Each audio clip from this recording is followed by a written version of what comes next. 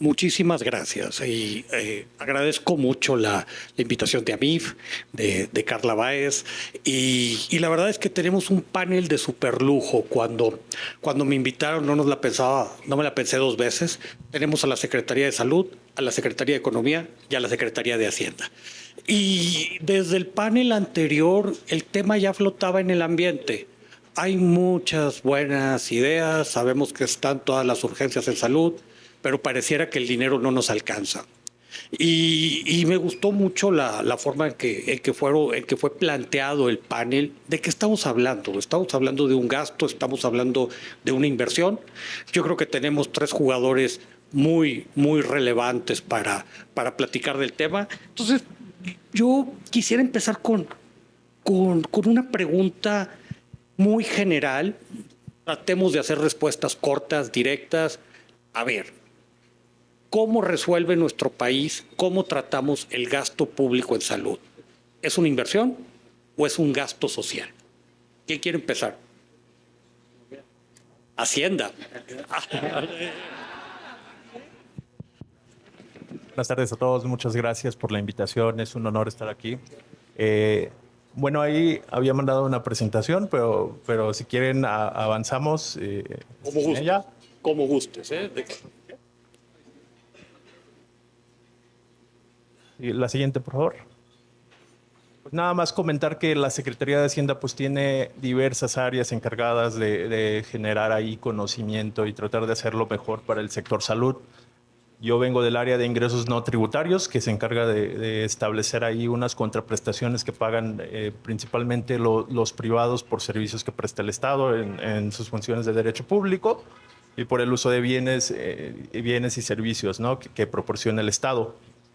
En la Secretaría de Hacienda sí hemos visto últimamente la inversión en salud como una inversión productiva, porque desde hace años no la vemos ya más como un instrumento recaudatorio. En el caso de los derechos, productos y aprovechamientos, que es lo que utilizamos nosotros como instrumentos fiscales para el cobro de servicios gubernamentales que generan principalmente las dependencias, entre ellos la Secretaría de Salud. Utilizamos estos instrumentos como un mecanismo para el fortalecimiento de las capacidades institucionales, para dar certidumbre jurídica a los distintos sectores, no nada más al sector salud. Digo, estos instrumentos se aplican para cualquier sector, para el sector carretero, para el sector de agua, para el sector salud principalmente, y para generar un desarrollo con bienestar, ¿no? Nada más platicarles ahí de manera muy general de qué tratan los derechos, productos y aprovechamientos. A lo mejor algunos de ustedes no están familiarizados con los términos. Los derechos, como están ahí en la presentación, pues es el cobro que hacen las dependencias por prestar servicios en funciones de derecho público. Esto significa pues prestar servicios que cobra el Estado directamente, o también por el uso de bienes nacionales, como puede ser el agua, por ejemplo, las carreteras o telecomunicaciones. Otros instrumentos que utilizamos en la Secretaría de Hacienda son, por ejemplo, los productos y los aprovechamientos, que son otros tipos de cobros. Aprovechamientos también son utilizados en el sector salud para el cobro de contribuciones que no están especificados en alguna ley, como la Ley Federal de Derechos. Dado este contexto, pues nosotros sí vemos a la salud como una inversión productiva, porque existe un regulador ahí que es el que está más familiarizado y utiliza estos instrumentos, que es la COFEPRIS, el órgano desconcentrado de la Secretaría de Salud, que hace cobros a la industria farmacéutica principalmente por el otorgamiento de permisos, por autorizaciones que realiza ahí para realizar algunos tipos de medicamentos o para otorgar licencias sanitarias, ¿no? Este órgano desconcentrado es el que utiliza estos instrumentos como una medida de regulación del sector, ¿no? Últimamente los sectores han tenido mucha importancia y los reguladores han tenido mucha importancia, no nada más en la recaudación, sino en la dirección de los recursos que generan con esta recaudación por los servicios que prestan. En este sentido, la Secretaría de Salud y su órgano desconcentrado, la COFEPRIS, es el más importante en la recaudación de estos ingresos.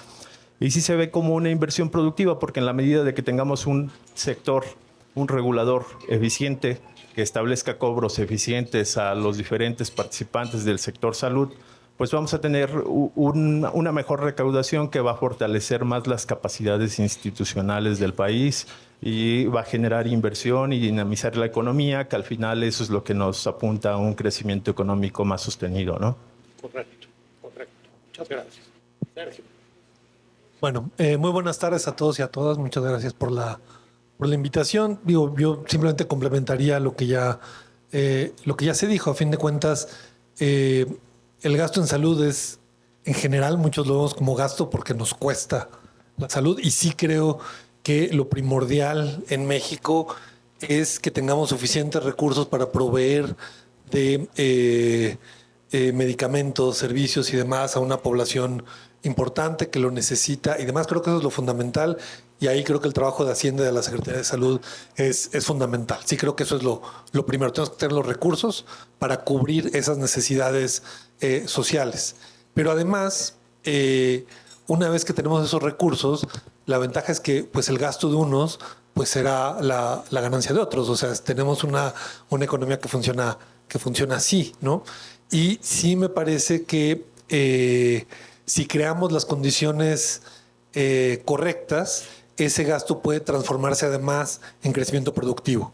Repito, lo más importante es que tengamos recursos para darle servicios y acceso a la salud a la población, pero ya desde el lado de la Secretaría de Economía creemos que ese gasto además puede significar el desarrollo de ciertos, puede impulsar la actividad económica de forma muy concreta. Cuando discutíamos este asunto del Plan México, discutíamos 3 grandes objetivos, ¿no?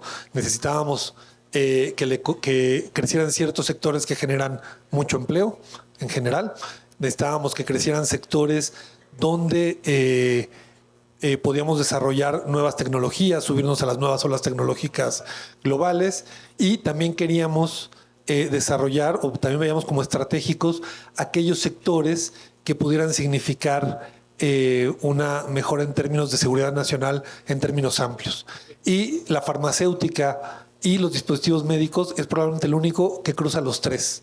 ¿No? Que cruza esos 3 grandes objetivos. Es un sector que puede generar empleo, es un sector que nos conecta con nuevas tecnologías, nos obliga a desarrollar nuevas capacidades, pero además es un sector que claramente cae dentro de la idea de seguridad nacional en sentido amplio. A mí me tocó estar en la Secretaría de Economía en tiempos de la pandemia y era muy frustrante darnos cuenta lo incompletas que estaban nuestras cadenas, ¿no? Había un montón de cosas que podíamos hacer en México, pero siempre quedaba 1 o 2 eslabones de la cadena que no producíamos aquí y nos hacía imposible hacer cualquier programa, casi cualquier programa de reconfiguración industrial para satisfacer esas necesidades específicas que teníamos durante la pandemia, ¿no? Eso es el tipo de cosas que ya no nos puede pasar, ¿no? Si lo que queremos es un proceso de transformación económica, tenemos que asegurarnos que hay, digamos, que ciertas actividades que yo creo que pueden ser muy rentables, pero más allá de su rentabilidad,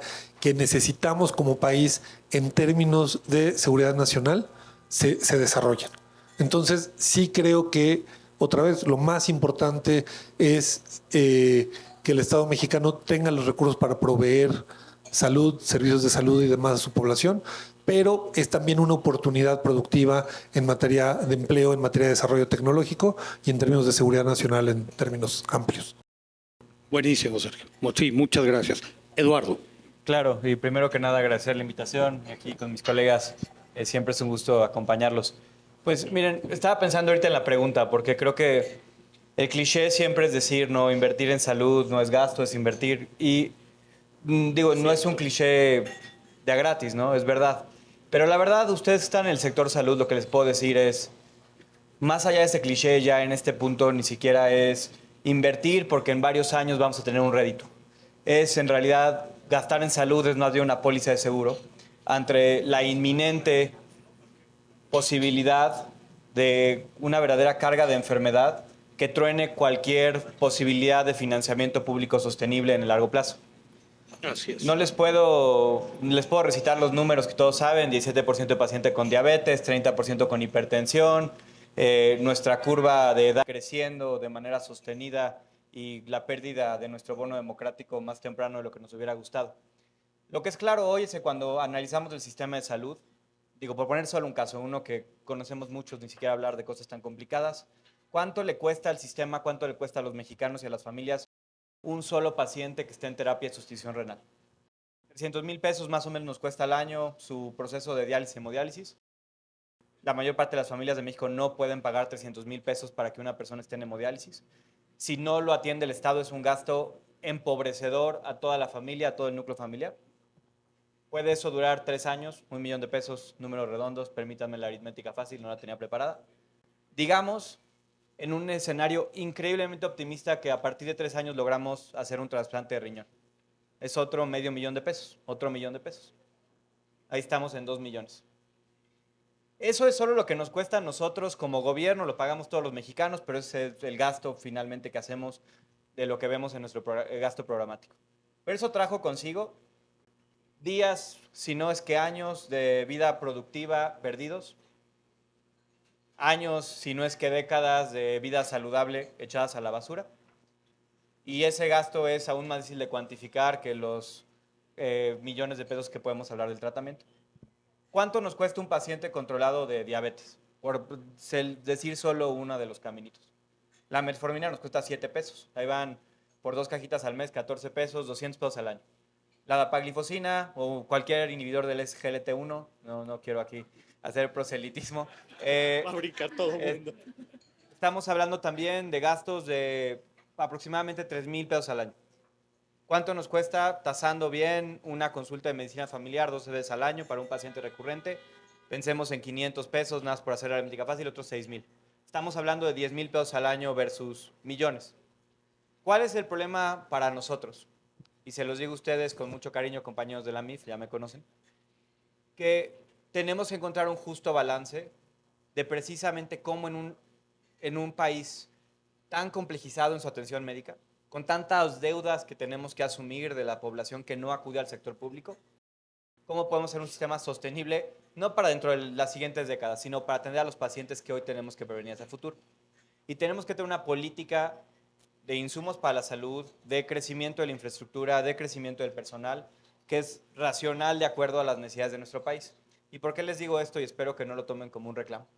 Porque hoy el Estado mexicano tiene primero una deuda con los pacientes más básicos de nuestro país, hipertensos, diabéticos, personas con problemas de dislipidemia, y tenemos que garantizar ese abasto de manera prioritaria.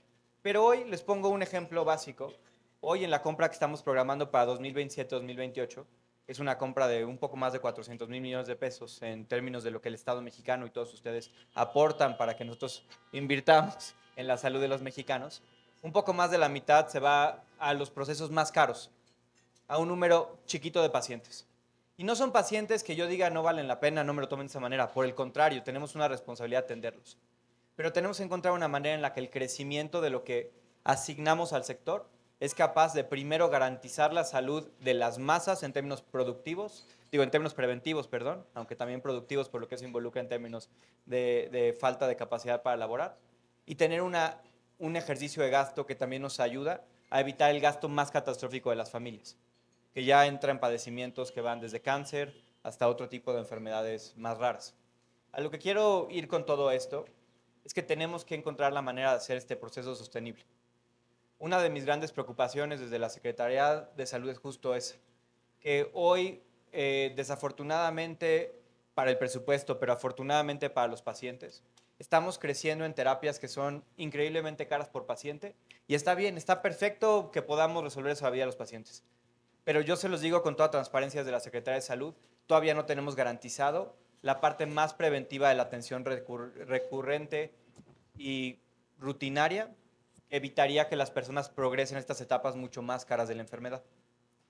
Entonces, el gran, y espero no desmotivarlos mucho, pero la gran pregunta para nosotros es cómo podemos enfocar nuestros esfuerzos en esa parte preventiva. Porque siempre también, y por ir a otro cliché de nuestro lado, cada administración, estoy seguro que no fuimos la primera, pues busca una bandera de la prevención como la columna vertebral, y luego la atención y la urgencia del día a día nos cambia esa prioridad y los recursos se asignan al segundo nivel, al tercer nivel y no necesariamente a nuestra capa de la atención primaria. Yo lo que sí creo y les pido el trabajo a todos ustedes colaborativo como lo hemos hecho, es pensar que justo la mejor póliza de seguro, y con eso cierro la intervención que podemos tener, es precisamente ver cómo planificamos mejor nuestra inversión para orientarnos a lo que yo considero que debe ser la columna vertebral, que es conseguir la adhesión del tratamiento de nuestros pacientes en las etapas más tempranas. Y para eso necesitamos encontrar no solo los tratamientos más viejos o la vieja escuela que son efectivos, como la metformina, pero sí pasar a medicamentos innovadores. Pienso que hay un espacio también para hacer eso en el primer nivel, de manera controlada, con, por ejemplo, con antagonistas de los GLP-1, por poner solo un ejemplo, con insulinas más modernas, con otro tipo de innovaciones.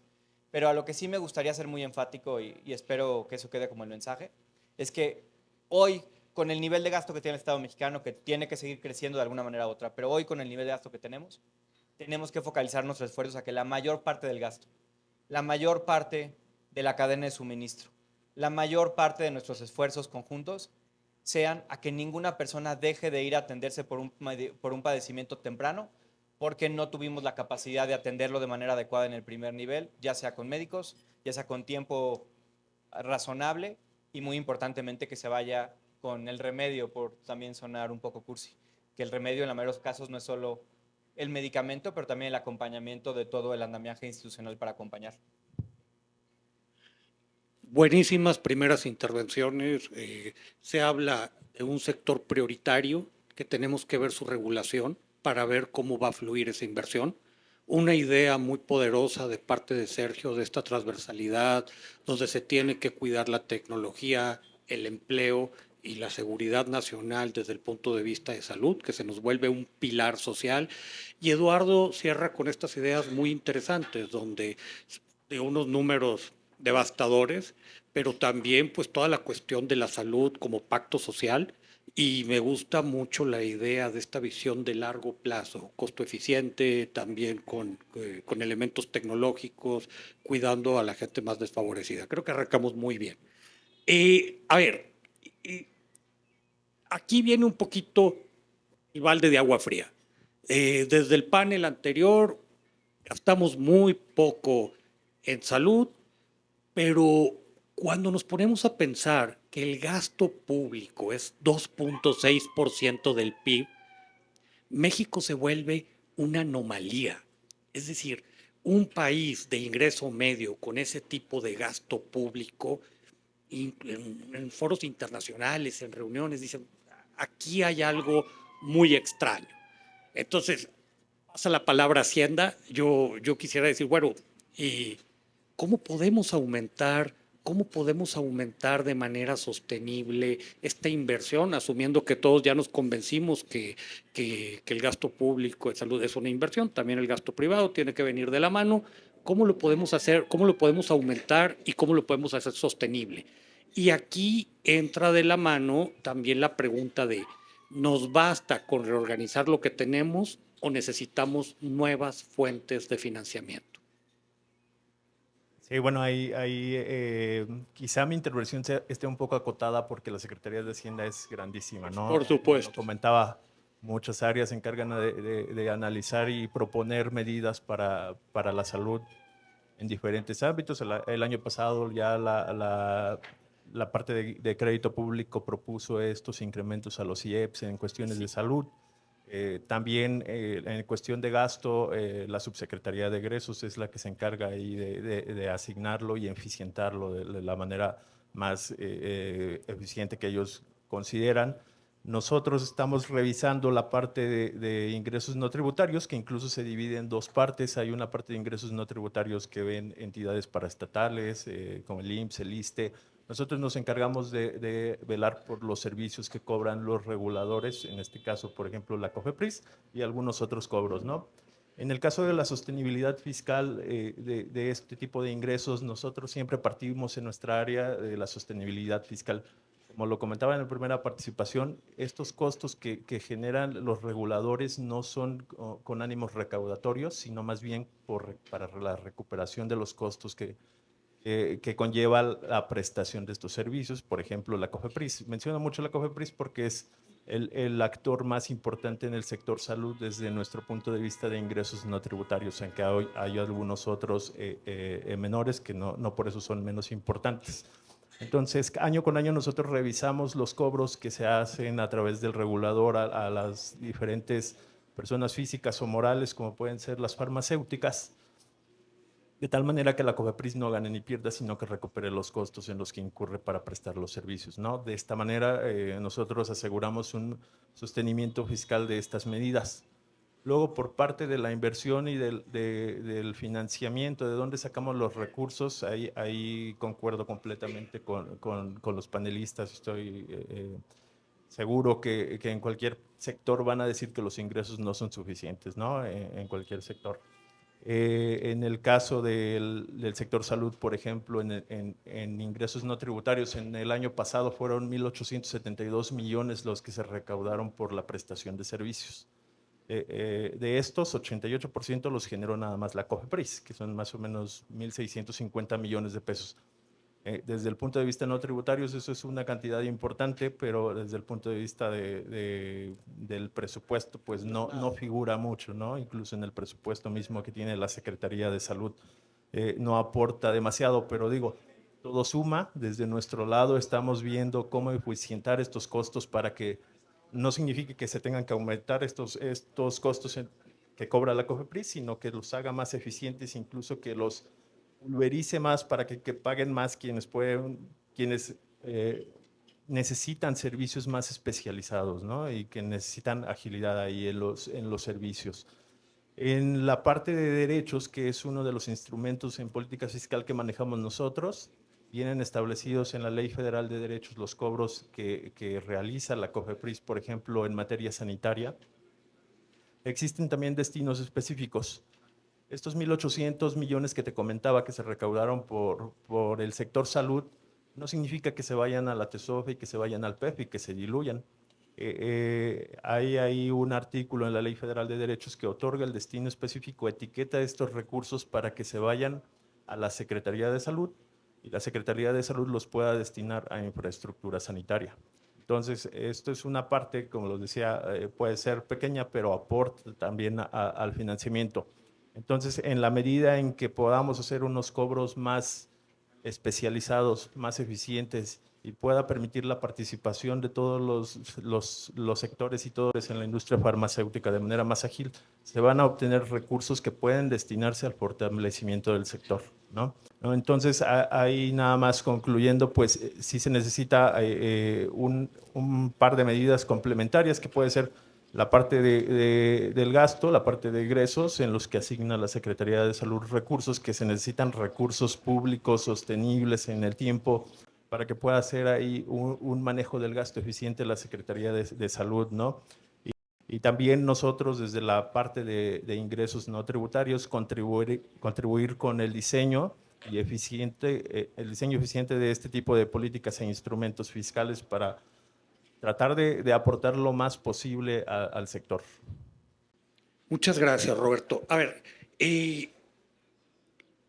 entendido, no quisiera dejar de hacerte dos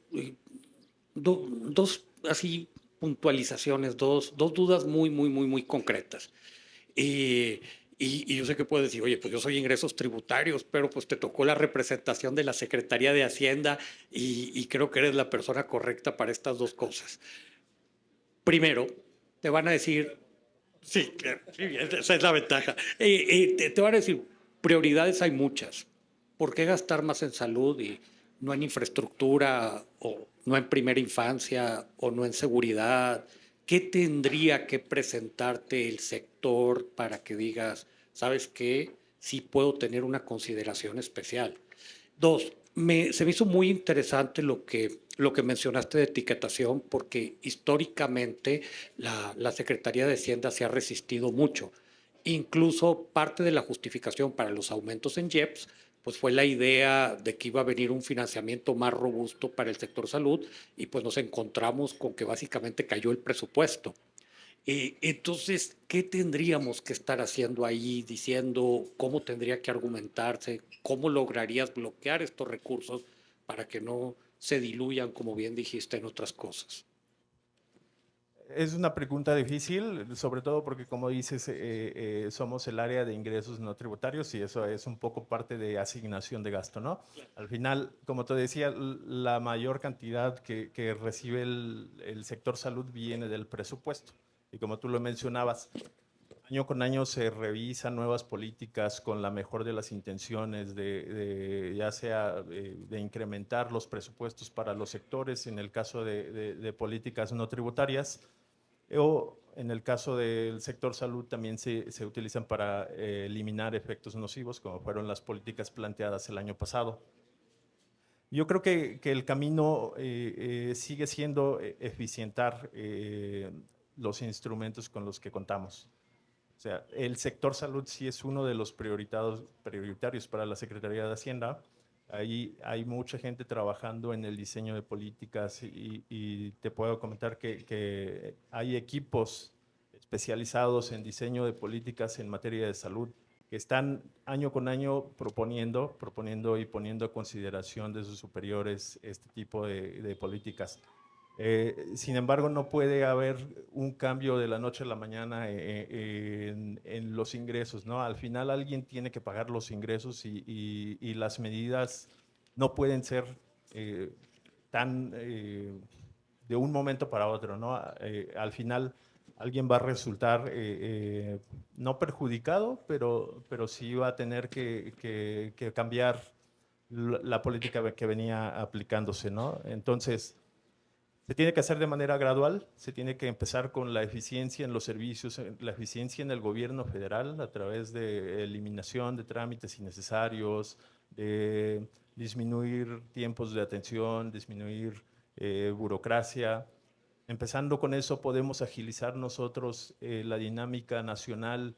En cuestión de farmacéuticas, por ejemplo, es muy importante los servicios que presta la COFEPRIS porque uno de las quejas del sector y que nos ha tocado recibirlos es que sí estoy dispuesto a pagar tal vez un poco más por mi servicio, pero necesito que me los otorguen más rápido porque se pueden tardar meses, incluso años, ¿no? En otorgar ahí algunas autorizaciones. Entonces, en la medida en que nosotros podamos hacer eficientes los cobros, podemos incrementar esta recaudación naturalmente sin perjudicar a nadie, porque la gente pues va a estar más contenta de que se le liberan las cosas. Puedo ya no solicitar una, sino 2 patentes el día de hoy y puede pasar por la COFEPRIS de manera eficiente y me la pueden otorgar, ¿no? Al final, en la Secretaría de Hacienda sí nos interesa mucho el sector y creemos que es prioritario, incluso está como en su capítulo de República Sana en el Plan Nacional de Desarrollo 2025-2030, ya está considerado, hay medidas específicas para el sector, entonces no queda más que apretar las medidas, acelerarlas, agilizarlas y darles un seguimiento puntual desde las diferentes áreas de la Secretaría. Buenísimo, muchas gracias. Sergio, brinco rápido y todo también por economía del tiempo. Desde tu primera intervención, el sector salud como crecimiento. Yo primero te quiero hacer una pregunta. ¿Cómo te imaginas la articulación del sector para que pueda abonar al crecimiento de nuestro país? Y también, aprovechando que están tantos directivos presentes, ¿tú qué le pedirías a la MIF? A ver. Bueno, eso le toca a Salud y Hacienda, pero los descuentos, a mí me toca pedirles inversión, ¿no? A ver, yo creo que, como hablaban aquí lo que hablaban aquí los colegas, algo muy importante que es la demanda de servicios de salud, pero yo creo que una forma también de empezar a solucionar esto es aumentar la oferta, tanto de dispositivos médicos como de medicamentos y demás. Sí creo que, dado todos estos reacomodos globales y demás, en México se abren oportunidades para que sea mucho más rentable hacer hoy en México lo que antes traíamos de Asia, por ejemplo. A ver, digamos, para ponerlo en un ejemplo muy simple, no sabemos cómo va a terminar todo este asunto de las discusiones alrededor del TEMEC con nuestro socio comercial más importante que es Estados Unidos, pero sí va quedando más o menos claro que hay ciertos sectores que por alguna razón que nunca voy a entender, porque lo único que van a hacer es convertir sectores muy competitivos globalmente en sectores menos competitivos globalmente, pero por alguna razón tienen este fetiche con poner aranceles, por ejemplo, en el sector automotriz, ¿no? Yo no entiendo por qué, yo creo que no tiene ninguna lógica, pero pareciera que es uno de sus fetiches. Tal cual, fetiche, porque digo, no encuentro otra forma de escribirlo, ¿no? No, no me citen, porque si no luego Luis Rosendo se enoja de las cosas que digo en público, pero la verdad es que no tiene ningún sentido. Pero al mismo tiempo hay otros sectores donde probablemente se abran oportunidades. Si ustedes revisan lo que ha pasado en el último año de turbulencia con las exportaciones de México, pues sí, ciertamente las exportaciones automotrices han estancado, pero las de electrónicos han disparado como nunca habíamos visto. ¿Y qué es lo que sucede? Que algunas de las capacidades tecnológicas que habíamos desarrollado en el sector automotriz resulta que se pueden mudar al otro, ¿no? Que podemos encontrar la forma de decir, bueno, ya no voy a ser, no soy ingeniero, sino tendría mejores ejemplos en la cabeza, ya no vamos a hacer este dispositivo electrónico que llevan los vehículos, pero lo puedo hacer para otro tipo de dispositivo, por ejemplo, para algún dispositivo médico, y resulta que ahí la demanda nos va a permitir una escala muy importante en México. Podemos producir dispositivos médicos a una escala importante porque en esos hasta ahora no hay ninguna señal de que no, el acceso no vaya a ser libre al mercado de Estados Unidos. Y esto lo digo porque muchas veces aquí lo que importa es la escala. Yo creo que México tiene que construir capacidades para producir nuestros propios dispositivos médicos y si la exportación a Estados Unidos nos ayuda para hacerlos de manera más eficiente, simplemente por un asunto de escala, pues hay que aprovecharlo, ¿no? Okay. Entonces, estos asuntos donde vamos a ver un reacomodo también en la planta productiva en México, yo creo que abre posibilidades para eso. No hablemos ya de los aranceles que seguramente van a tener India y China en materia farmacéutica, ¿no? Para entrar al mercado de Estados Unidos. Creo que ahí hay varias oportunidades que se van a abrir y que hay que aprovecharlas. Creo que el objetivo principal debe ser que México sea capaz de satisfacer su mercado de medicamentos, de dispositivos médicos, pero creo que la escala nos puede ayudar en términos de costo y si logramos reducir los costos, pues aquí mis colegas también estarán más contentos, ¿no? A ver, buenísimo. Complementando y para cerrar tu primera intervención, tu segunda intervención, discúlpame, la presidenta Sheinbaum pone la universalización de la salud en la mesa. Probablemente vaya a ser la política social más importante de todo el sexenio. ¿Qué te gustaría ver en el corto plazo?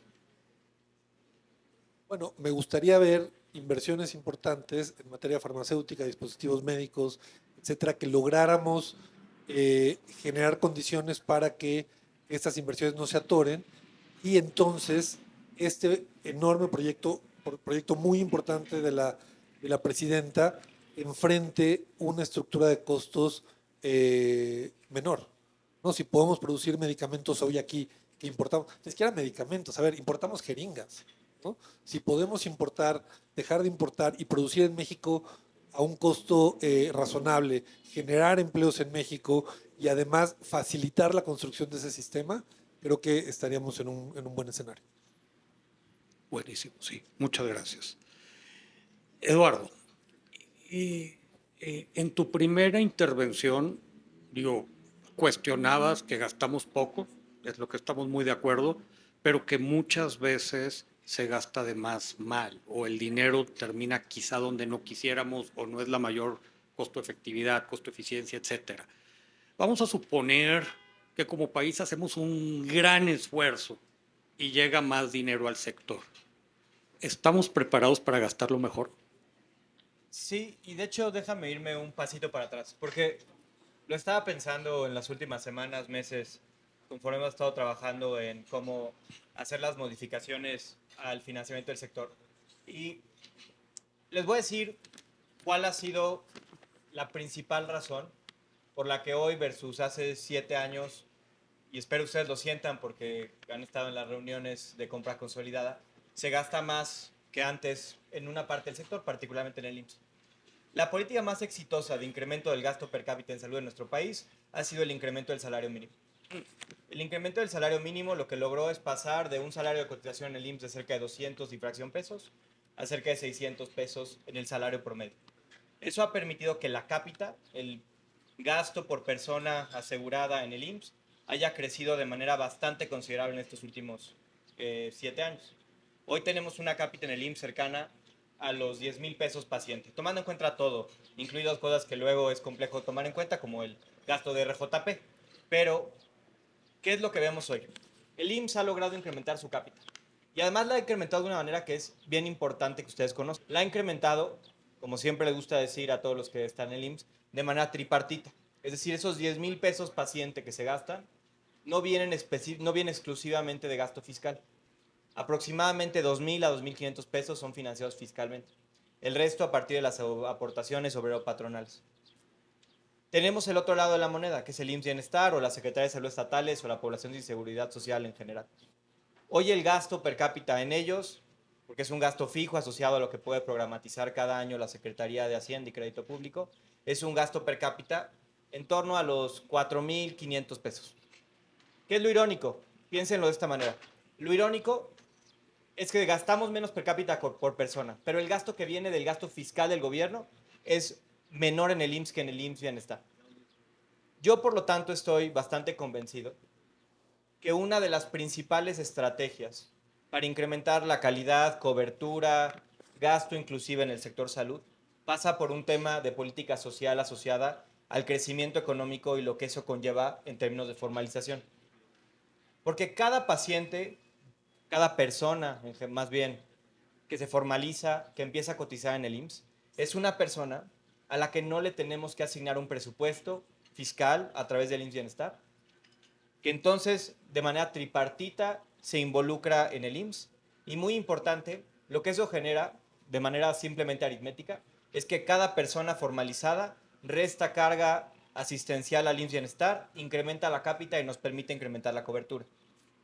Por esa razón, una de las principales herramientas que tenemos que llevar a cabo no están necesariamente asociadas a que hagamos una reforma fiscal mañana. Están asociadas a una política muy importante de formalización, de iniciación del empleo, pero espero entiendan a dónde quiero llevar con esto. Una política también industrial de crecimiento económico que conlleve mayor formalización y mayor generación de empleos. Con eso sí, no si cerramos, porque, o por lo menos vamos dibujando ahí un poco más el círculo en términos de hacer más sostenible el sistema. Es a donde queremos un poco apostar nosotros una de las partes, no todo, de lo que estamos generando. ¿Qué otras políticas tenemos? Tenemos políticas que están no destinadas originalmente a mecanismos recaudatorios, ya lo comentaba Rodrigo, pero uno de los principales tributos que tenemos es el IEPS. El IEPS está fundamentado con dos objetivos claros de la Secretaría de Salud. Uno es cómo reducimos conductas que generan externalidades en lo individual y en lo colectivo. La tomada de refrescos en nuestro país es una de ellas. Tomamos más refresco que ningún país en el mundo. Es bastante trágico lo que eso ha conllevado históricamente. Y las políticas de IEPS no solo hacen una reducción en la carga asistencial que tenemos que llevar de largo plazo, pero también como una cosa, no el objetivo central, pero como un beneficio que no nos vamos a quejar, un incremento recaudatorio que solo para que tengan referencia. El incremento de 1.65 pesos al litro de refresco del IEPS nos permite financiar casi íntegramente el crecimiento de la infraestructura del resto del sexenio, que suma casi 10,000 camas. Para que ustedes sepan, México tiene 89,000 camas, más de 10%, con una medida que no es tan problemática. Y cuyo propósito no ni siquiera era recaudatorio en su versión conceptual original. Pero en tercer lugar, y ahora sí me regreso a contestar un poco la pregunta, la política para nosotros más importante de lo que espero yo sea el legado que podamos dejar a los que nos tocó estar en este ratito de privilegio en la Secretaría de Salud, es cómo podemos avanzar hacia un modelo que sea más sostenible a largo plazo, y es a lo que estamos tratando de apuntar con el Servicio Universal de Salud. Y permítanme defender un poco de dónde vienes.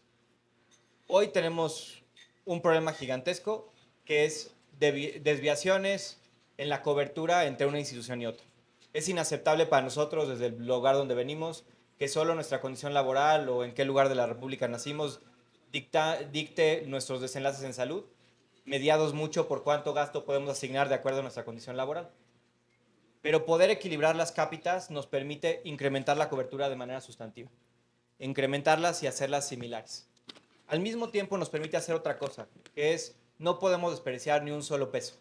¿Podríamos pedir más dinero? Sí, espero que en algún momento nos lo den conforme el país va creciendo en los siguientes años, pero nuestra responsabilidad en la Secretaría es cómo le sacamos el mayor jugo a ese dinero que ya tenemos. El primero en la compra de insumos, espero que lo han sentido así, compañeros que ya les tocó su ronda de negociaciones este año, que es no podemos en realidad permitir que nada no lo exprimamos al máximo, pero en términos del Servicio Universal de Salud es cómo pasamos de un modelo de crecimiento totalmente, pues no sé si llamarlo caótico, pero un crecimiento de la infraestructura de la plantilla de recursos humanos de acuerdo a un modelo descentralizado, lo hagamos un modelo nacional que nos permita aplicar al máximo la productividad de cada una de las unidades médicas que tengamos y la compensación financiera para esa compartición de la infraestructura. Pero en tercer lugar, y con esto ya les doy por su lado de la parte de este foro que espero busquen escuchar, es que la tercera medida también tiene que ver con cómo entre más se incrementa la base gravable de nuestro país, mayor dinero va a entrar al sector salud, independientemente si cambia o no la distribución. Y por eso la importancia de este sector. Si hace el NAFTA tiene, bueno, lo que era el Tratado de Libre Comercio original, tendría ya que 32 años. Creo que muchos de nosotros, si nos hubieran preguntado en 1993 si la industria automotriz en nuestro país iba a generar ese nivel de empleo, de bienestar económico, de lo que sea, de muchísimas externalidades positivas, lo hubiéramos visto hasta con ojos un poco escépticos. Yo creo, y no lo digo por darles por su lado, que la industria farmacéutica tiene un potencial para competir en la siguiente década o dos con una derrama económica similar. Pero tiene que pasar por, yo creo, tres características. La primera es que nuestra principal palanca para que ustedes vendan en México es el sector público. La mejor manera de que ustedes vendan en el sector público es darnos precios competitivos para que yo incremente el número de pacientes que puedo tratar para sus padecimientos. Échenme la mano con eso. La segunda tiene que ver con estrategias de política industrial que se impulsan desde la Secretaría de Economía, la Secretaría de Hacienda, la Secretaría de Salud, todo el gabinete, porque en realidad se impulsan de una persona que es la presidenta Sheinbaum, para poner en condiciones de mejor competitividad de ustedes versus algunos de los competidores con los cuales hoy es difícil competir bajo las condiciones existentes de mercado. Ya saben a qué me estoy refiriendo todos, me voy a ahorrar la nota. Pero si logramos en el proceso de compra y abasto de medicamentos propiciar a que una mayor parte de la demanda se quede en México, que ustedes vean que van a tener ese mercado de mediano plazo y de esa manera convenzan a los corporativos locales y globales de invertir en nuestro país, creemos que podemos avanzar de manera sostenida. Y lo tercero, y con eso termino, es que esto tiene que venir acompañado de algo que sí, no hemos hecho tan rápido como nos gustaría, no digo este año y medio, sino históricamente como Estado-Nación, que es facilitar la entrada al mercado de ustedes y la certidumbre regulatoria que eso conlleva, cosa de la cual ya ha hablado la Secretaría de Economía, Sergio, y distintos voceros en distintos momentos. Pero creo yo que todo esto, estas 4 o 5 cosas que les he comentado, propician, aquí sin una reforma drástica que a alguien le tocará hacer en algún momento con otras condiciones, podamos al mismo tiempo sí incrementar el gasto en salud y las condiciones de atención que le damos a cada uno de los pacientes mexicanos. Muy rápido, Eduardo. ¿Qué riesgos ves? Pues digo, de los riesgos catastróficos que, o sea, se los digo y es de la primera intervención, a mí sí me quita el sueño y sé que a muchos de ustedes, la carga de pacientes que vamos a tener o en 15, o ojalá que por lo menos se cumplan esos tiempos y no sea más pronto. La verdad es que sí tenemos una amenaza existencial de la sostenibilidad del sistema. Hoy, entre los bagajes de cómo era el modelo de financiamiento previo, o sea, esto no es una queja sobre los insumos, pero el modelo del régimen de pensiones y jubilación que tuvimos durante décadas en el país, en el IMSS hasta el 97, en el ISSSTE 2008, si no me equivoco, va a generar una carga de costo que va a hacer que inclusive sin incrementar el gasto paciente, de aquí al 2040 tengamos que gastar más en pagar a nuestro sistema de pensiones y jubilación. Es un reto mayúsculo. Compagínenlo, júntenlo con la carga de pacientes. ¿Qué significa? Que si no nos ponemos a trabajar hoy en la sostenibilidad para el 2040, ya vamos tarde. Tenemos que pensar hoy no solo en el próximo año, sino en la sostenibilidad de largo plazo. Y la carga de enfermedad de nuestro país es verdaderamente inaceptable. Y por eso la importancia de tratamientos modernos que nos ayuden a la prevención secundaria hasta cierto punto. Porque sí, son personas que están enfermas, definitivamente. Son personas que ya van a tener en muchos casos una enfermedad el resto de su vida. Pero son personas que podemos controlar con ciertos métodos mucho más costo eficientes para ellos, y para nosotros que tenemos que empezar a implementar en el sistema público hoy. Muy bien. Bueno, no me hables de pensiones. Pues bueno, entendido. Y, oh, a ver, una pregunta para cerrar y vamos a suponer que nos encantó este panel y decimos, ¿sabes qué? Vemos que el gobierno está comprometido a que esto que llamábamos gasto público en salud se convierta en nuestra inversión en salud como país y es un detonador de crecimiento, de justicia social, de sostenibilidad, todo. ¿Qué señales deberíamos ver en los siguientes 12 meses para ver que esto va en serio? Mira, en la Secretaría de Hacienda año con año tenemos revisión de todas las cuotas que pagan en el sector salud y en general en cualquier sector respecto de la Ley Federal de Derechos, cuotas de productos y cuotas de aprovechamientos. Entonces, como lo decía Eduardo, tenemos que ponernos a trabajar desde ahorita. Más bien ya empezamos, ya hemos tenido ahí algunas reuniones con el sector farmacéutico con el fin de eficientar estos cobros. La señal va a ser notoria, ahí se tiene que levantar la mano y señalar qué es lo que se necesita en específico, particularmente, porque ya no hay mucho espacio para mover políticas fiscales, no hay espacio para hacer grandes cambios por el momento. Habrán que irse a la parte fina de todos los sectores y ver qué es lo que está funcionando y mejorarlo desde dentro, desde las partes más pequeñas que se puedan ir y avanzar en ese sentido.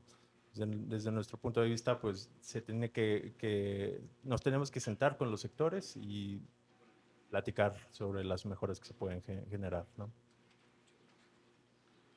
Yo creo que una señal muy importante, y lo digo porque no es lo que yo vi en gobiernos anteriores, es que hoy hay una coordinación entre distintas secretarías bastante clara. Lo acaba de decir Eduardo con mucha claridad.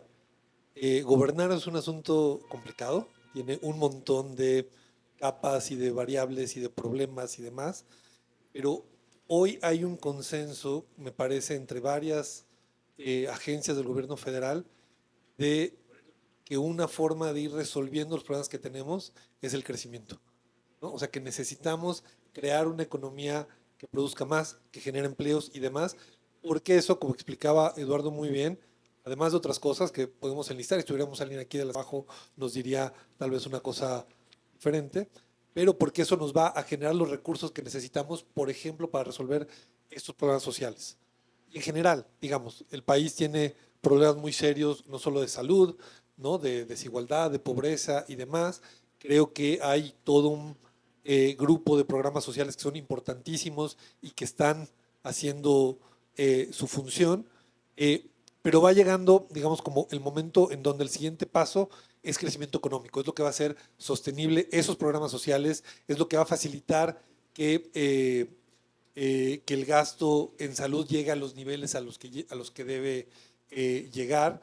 Y esto es algo que ya, digamos, semana a semana se discute en Gabinete Económico, que con frecuencia estamos Hacienda, Salud y Economía discutiendo qué es lo que tenemos que hacer para facilitar las inversiones en el sector, porque estamos muy conscientes de que ese asunto, el crecimiento no por una especie de obsesión con la estadística, ni mucho menos, sino una obsesión con los problemas que nos puede ayudar a resolver el crecimiento, la generación de empleo, etcétera, ¿no? Creo que ahí hay, digamos, una convergencia que evidentemente no es casual, tiene que ver con el liderazgo de la presidenta Sheinbaum, sin lugar a dudas, pero que nos obliga a todos a decir, ok, hay que empujar en esa dirección. Y si logramos ir empujando, ir resolviendo cuellos de botella, ir resolviendo los problemas que cualquier proyecto de inversión enfrenta, pues vamos a lograr condiciones que van a ser más fácil resolver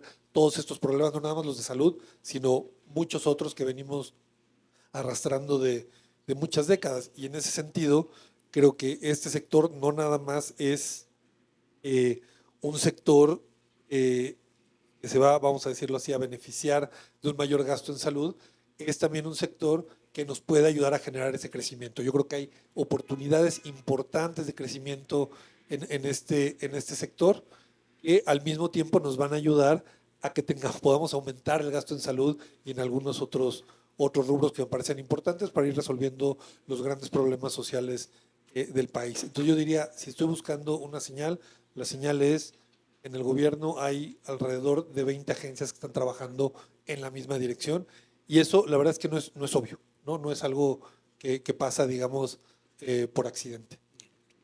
De acuerdo, Eduardo.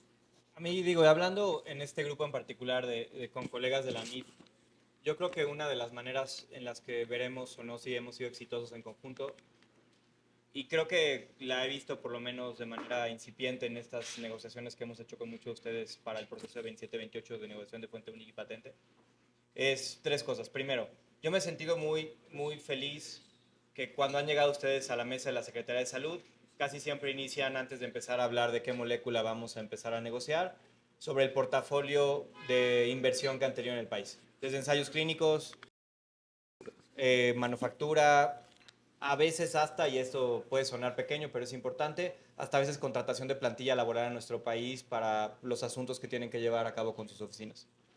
Yo lo he visto muy notablemente cambiar en el último año y medio, desde que llegué y los conocí por primera vez a esta segunda ronda. Y casi todo un mundo de ustedes me lo vende como una carta de presentación de su empresa, como una de las partes que espero lo sientan de esa manera, de refrendarnos que sienten que tienen que tener más arraigo en México. Hay cada vez menos compañías, todavía algunas que tienen solo una oficina comercial en México y nos quieren vender, ya saben quiénes son. Les he ya pedido el apoyo con otras palabras, pero cada vez vemos más un arraigo en México de la industria de innovación. Eso nos ha llevado a otra parte que es importantísima, que aunque es fuente única y patente, hay ya una competencia misma en el sector mucho más importante que nos permite incrementar el acceso a los pacientes. Hoy las compañías están metiendo cada vez más registros sanitarios y aunque suene irónico esto, yo recibir llamadas de gente pidiéndome apoyo para que los registros sanitarios salgan, a veces me hace feliz porque significa que lo están metiendo. Están generando muchas moléculas que antes hubieran tardado 4 o 5 años en meter, ahora las meten más rápido, porque creo que ven un valor de mercado en México y cómo ese valor de mercado puede generar mayores invenciones. Entonces, muy concretamente, creo que esa es la mejor carta de presentación. La propia presencia de estas compañías, la no salida de las mismas, sino al revés, el incremento de la presión que ellos tienen sobre nosotros de manera justa para resolverles cada vez más trámites, procesos, tanto regulatorios como de abasto, porque eso refrenda que muchos de ellos ven en México un lugar para quedarse. Muchísimas gracias. Agradecemos mucho a nuestros panelistas las intervenciones y a todos ustedes por acompañarnos.